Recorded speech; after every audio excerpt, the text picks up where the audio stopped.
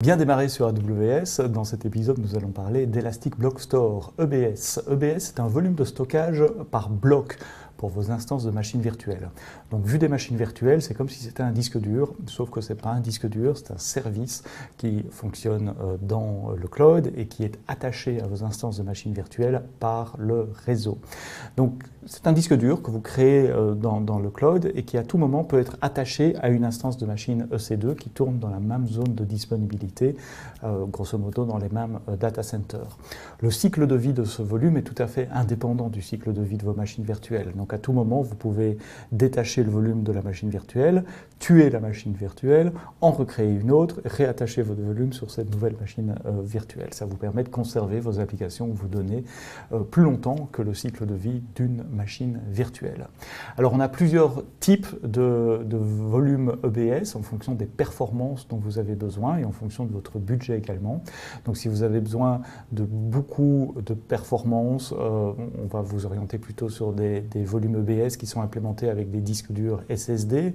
Si vous avez besoin de moins de performances comme des applications qui font du stockage sur plus long terme, on va vous orienter sur des volumes EBS qui sont implémentés avec des disques à plateau, des disques magnétiques qui tournent.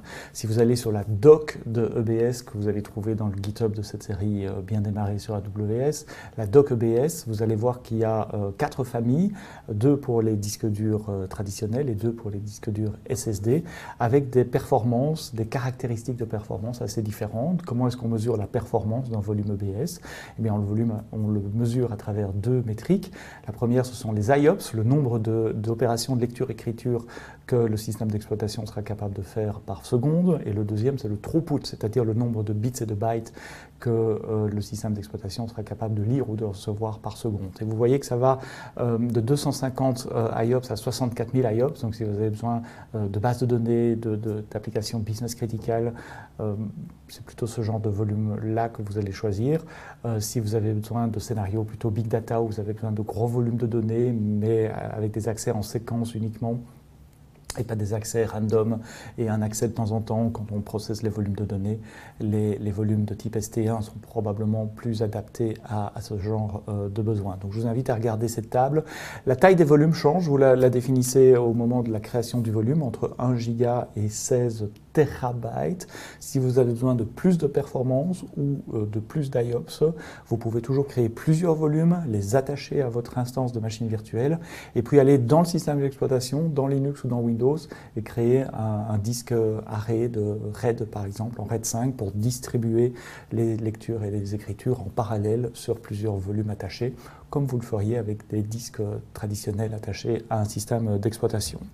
Quelques autres petites choses que vous pouvez faire avec EBS, vous pouvez chiffrer votre volume au moment où vous le créez. Si vous le chiffrez, le chiffrement se fera sur le host physique qui accueille votre machine virtuelle et donc les données en transit à travers le réseau seront déjà chiffrées. Vous pouvez gérer la clé de chiffrement vous-même ou laisser notre service KMS gérer les clés et les rotations de clés pour vous. À tout moment, vous pouvez aussi changer la taille de votre volume EBS. Donc vous pouvez aller vous connecter à la console EC2, changer la taille. Évidemment, si vous changez la taille, vous devez aller remettre une deuxième couche derrière dans le système d'exploitation pour changer la taille du file system également. Dans d'autres vidéos de cette série bien démarrée avec AWS, je vous montrerai une démo de EBS, une démo pour Linux et une démo pour Windows. Voilà, j'espère que le concept d'EBS est un peu plus clair pour vous. Merci d'avoir regardé cet épisode. À très bientôt et d'ici là, quoi que vous codiez, codez-le bien.